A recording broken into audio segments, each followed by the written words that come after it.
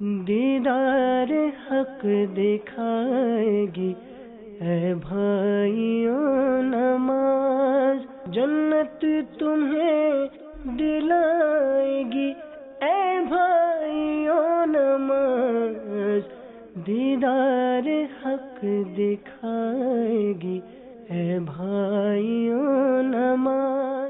الحمدللہ رب العالمین والصلاة والسلام على سید الانبیاء والمرسلین، اما بعد فاعوذ باللہ من الشیطان الرجیم، بسم اللہ الرحمن الرحیم۔ الصلاة والسلام علیک یا رسول اللہ وعلى آلک وصحابک یا حبیب اللہ۔ الصلاة والسلام عليك يا نبي الله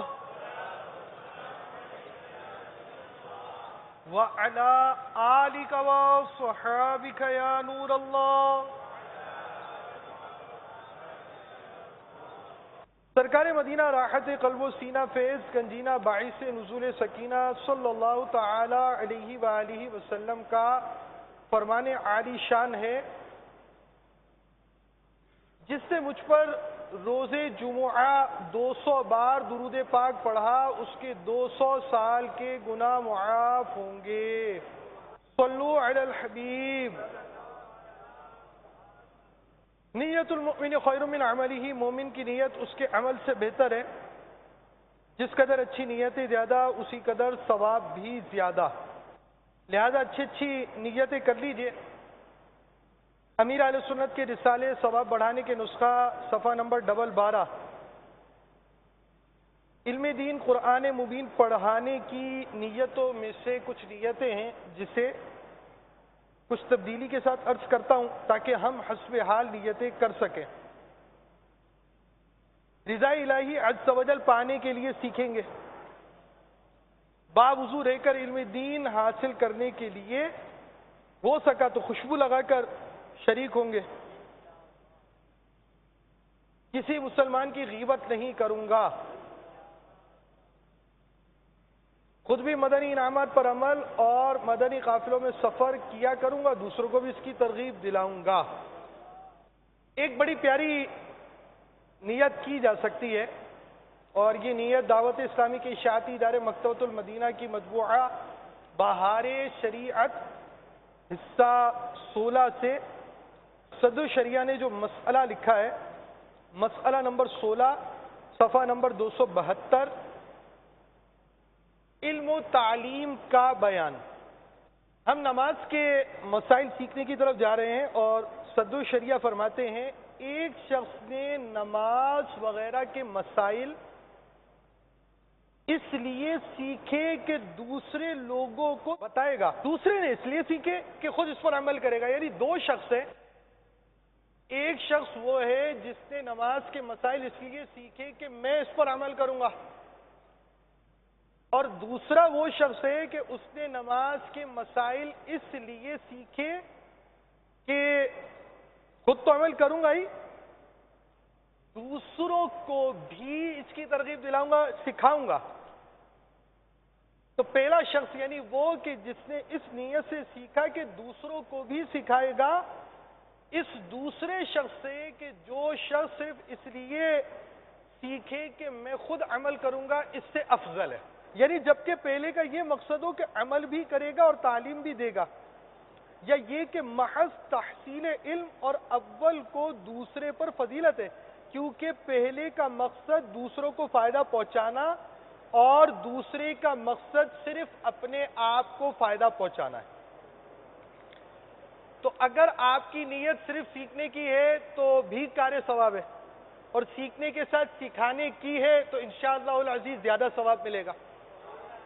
اچھا، سکھانے کے تعلق سے یہ بھی بات یاد رہے کہ بعض افراد ایسے ہوتے ہیں کہ انہیں سکھانے کی زیادہ اہمیت ہے۔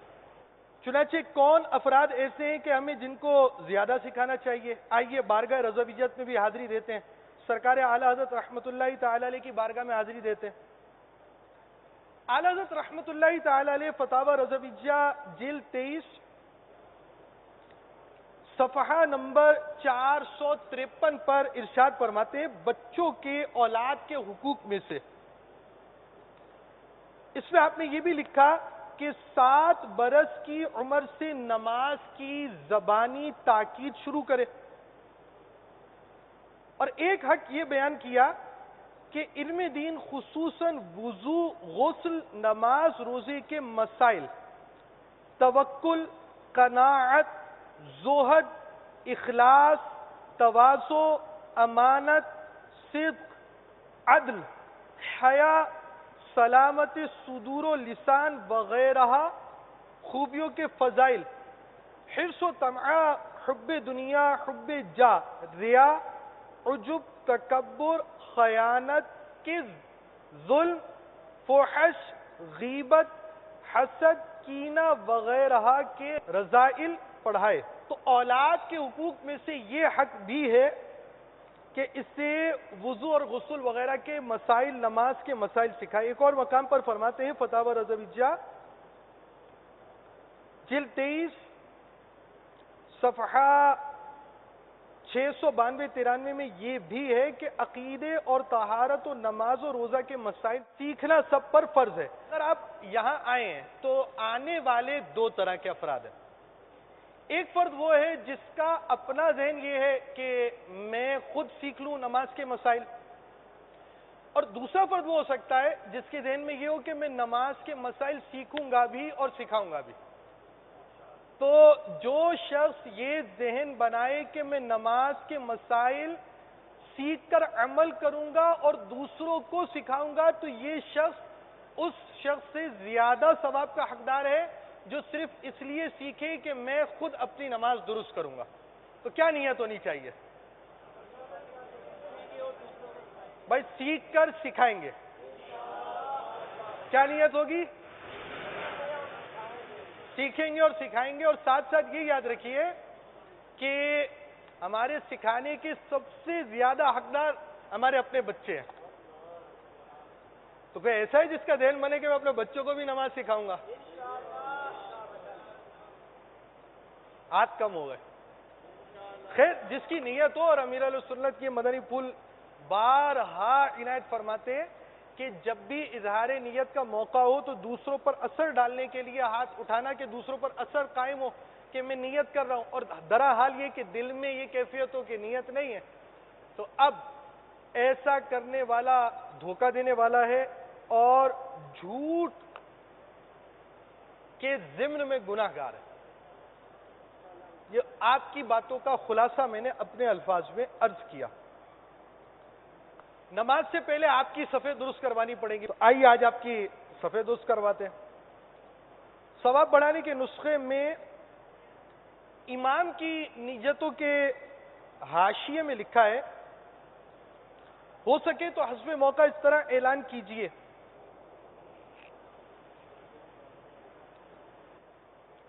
اپنی ایڑیاں، گردنیں اور کندھے ایک سیٹ میں کر کر سب سیدھی کر لیجئے۔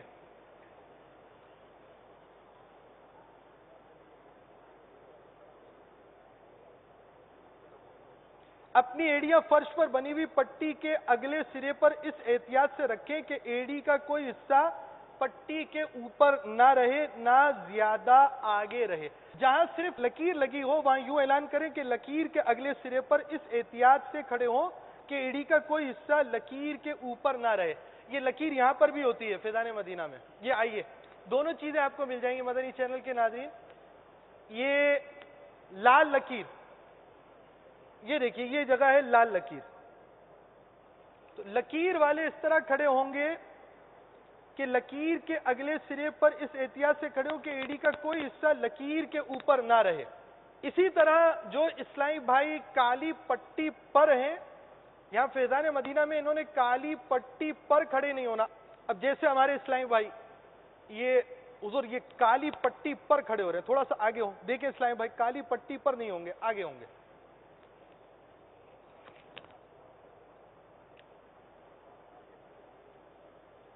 اب آپ سوچئے کہ یہ جو پٹیاں لگی ہوتی ہیں نا، یہ ہماری آسانی کے لیے، اگر آپ کو صف کے بیچ میں کھڑا کر دیا جائے اور بولا جائے سب سیدھی بنا لیں، تو کون لوگ ہیں جو سب سیدھی بنائیں گے؟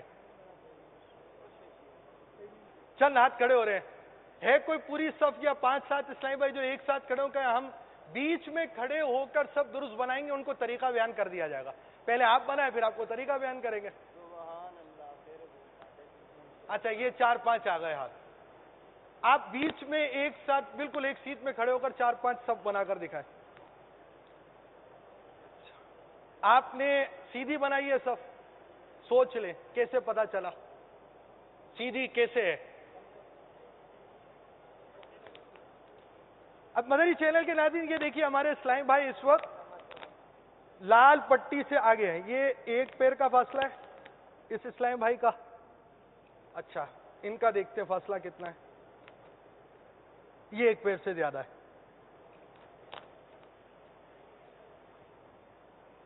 तो आपकी सब तो सीधी नहीं हुई। सब सीधी करने का तरीका यह कि अपनी एड़ियां, कंधे और गर्दनें एक सीध में कर लीजिए। अब आप इस्लामी भाई सब चेक करें कि आपकी एड़ियां एक साथ है। एड़ी एड़ी की सीध में आनी चाहिए।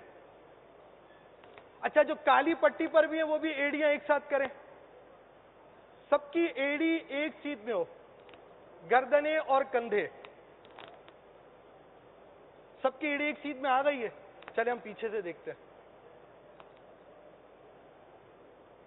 तो काली पट्टी हो या लाल पट्टी हो, ये हमारी आसानी के लिए होती है। अब ये भी तकरीबन एक पैर का फासला आया, ये भी तकरीबन एक पैर का फासला है, ये भी तकरीबन एक पैर का फासला है।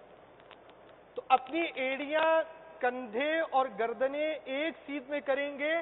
काली पट्टी हो ना हो, लाल पट्टी हो ना हो, सब सीधी हो जाएगी।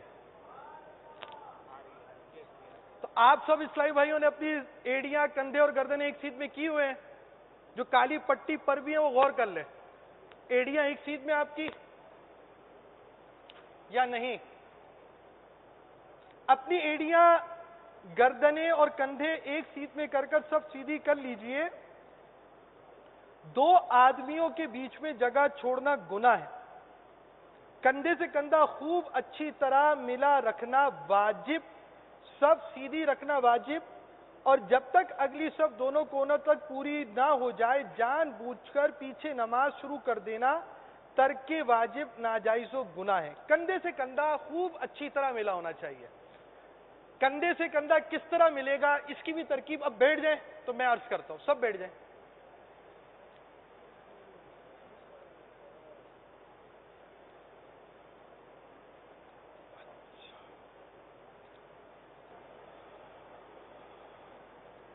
आप तीन हजरात खड़े हो जाए। आप तीन बुजुर्ग हैं, बहरहाल खड़ा कर दिया आपको, या जवानों को खड़ा करना चाहिए।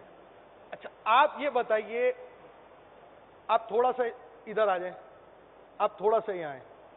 दोनों कंधों में फासला है, अब कौन सा कंधा मिलाया जाएगा? हाँ, माशाअल्लाह। आप वो है ना पीछे इस इमाम के, किसके पीछे? हाँ, आपने, हमने सबने इमाम की तरफ आना है।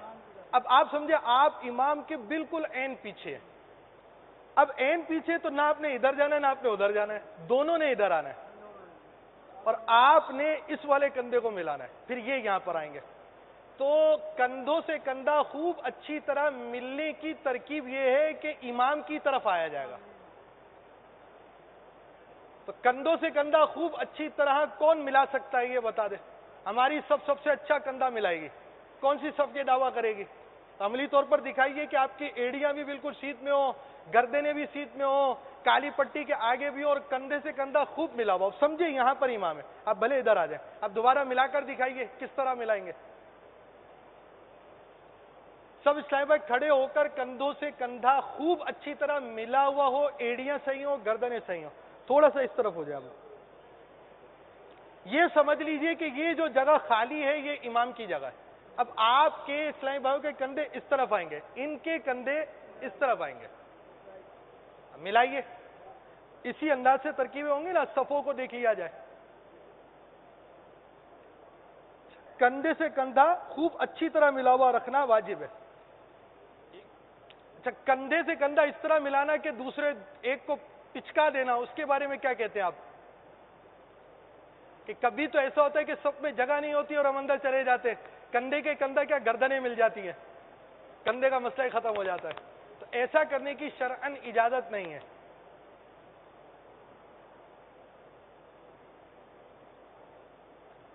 اچھا، اپنے پاجامے وغیرہ کو بھی دیکھ لیں، ٹخنوں سے نیچے تو نہیں ہے، اوپر کھینچ کر اوپر کر لیجئے، ٹخنوں سے اوپر ہونے چاہیے پاجامے.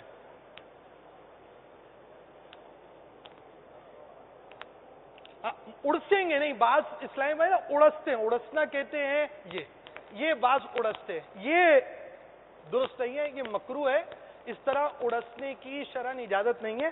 آپ نے اگر ٹخنوں سے نیچے آپ کا پاجامہ ہے تو اس کا طریقہ یہ ہے کہ آپ اوپر کھینچ لیں جتنا کھینچ سکتا ہے، مگر آپ اڑسیں گے نہیں.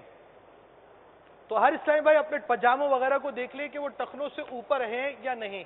اڑسنے کی اجازت نہیں ہے. اب آپ یہ سوچیں کہ اس جگہ پر آپ کا ذہن بنا ہوا ہے تو اتنی مشکل سے ہم سب صحیح درست کر رہے ہیں، اور جہاں آپ کو کوئی کیمرہ نہیں دیکھ رہا ہوگا وہاں ہماری صفوں کا کیا حال ہوگا.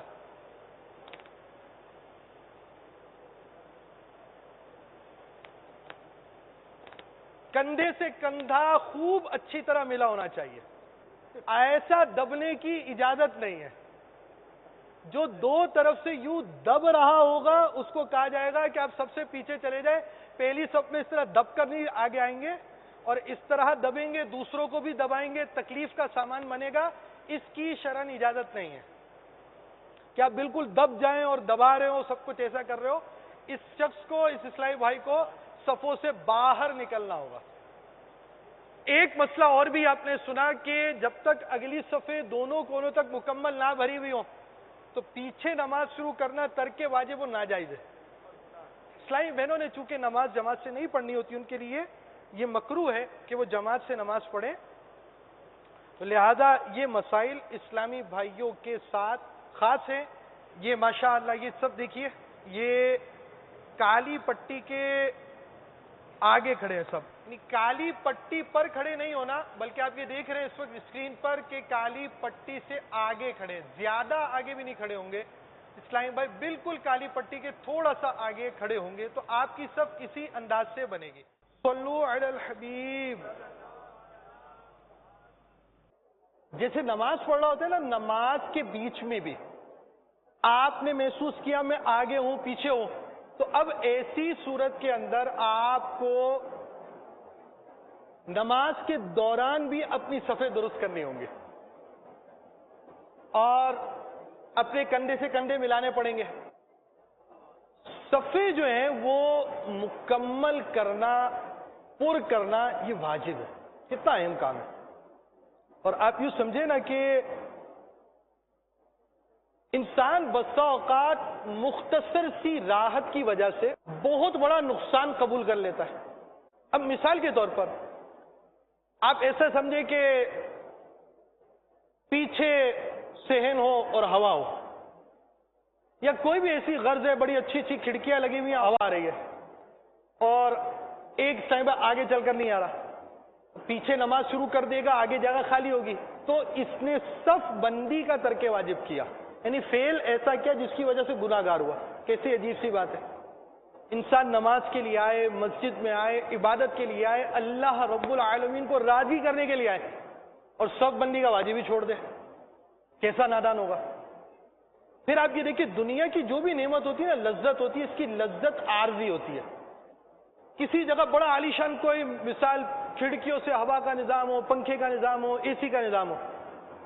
اب یہی نظام اگر یو کے اندر ہو تو جسم کو اندر کاٹ کھائے گا، ایسی سردی ہوگی. تو دنیا کی جو نعمتیں ہیں نا، اس کی لذتیں عارضی ہوتی ہیں، اسباب سے ہوتی ہیں. اور جنت کی جو نعمتیں نا، ان کی لذت حقیقی ہے. پیٹ بھرا بھی ہوگا تب بھی کھائیں گے، مزہ آئے گا. جنت میں مدنی موسم ہوگا. یہاں گرمی ہوئی تو کیا ہوا، جنت کی راحت والا موسم ایسا ہوگا کہ بندے کو لطف اندوز کرے گا. جنت کے موسم کے طلبگار بنیے اور یہاں کی تھوڑی سی گرمی برداشت کر لیجئے. آپ یہ بتائیے، بڑا پیارا ایک مدنی پھول ہے، بنی اسرائیل کو ہفتے کے روز شکار سے منع کیا گیا. امیر علیہ سنت کے ایک مدنی پھول میں آج سے کوئی 10-12 سال پرانا، اس سے بھی پرانا ایک مدنی مذاکرہ مجھ کو یاد ہے، اس میں تھا پہلا ہی مدنی پھول ہوگا. یعنی بعض اوقات بعض جملوں کی بہت اہمیت ہوتی ہے. شروع ہی میں پہلا جملہ آپ نے یہ فرمایا ہوگا، مدنی مذاکرہ یہ شروع ہوا، میں آ رہا تھا اور میں تھوڑا جلدی میں ہی آ رہا تھا کہ باپا کے مذاکرہ شروع ہونے سے پہلے حاضر ہو جاؤں. تو پہلا جملہ جو بیان کیا نا وہ مجھے آج تک یاد ہے کہ اللہ تبارک و تعالی جو ہے وہ مستغنی ہے. یہ اتنا سارا پانی ہم ضائع کرتے ہیں، یہ چاہے تو سارا پانی سب دودھ کر دے، اللہ کو اس کی حاجت ہی نہیں ہے کہ یہ پانی ہی رہے دنیا کے اندر جتنا پانی ہے. تو بنی اسرائیل کو ہفتے کو مچھلیوں کا شکار کرنے سے منع کر دیا. اللہ تعالیٰ اس سے مستغنی ہے کہ وہ ہفتے کو شکار کریں یا اتوار کو کریں یا پیر کو کریں، مچھلیاں زیادہ ہوتی ہیں. تو بعض کام امتحان بھی ہوتے ہیں، آپ کے لیے حبس ہو، گرمی ہو، امتحان ہو، اور یہی امتحان کیا پتا آپ کا قدم آگے بڑھا کر سب پوری کرنا آپ کو راہ جنان جنت کے راستے کی طرف لے چلے. تھوڑا سا یہ موسم، وہ بھی دنیا کی لذت.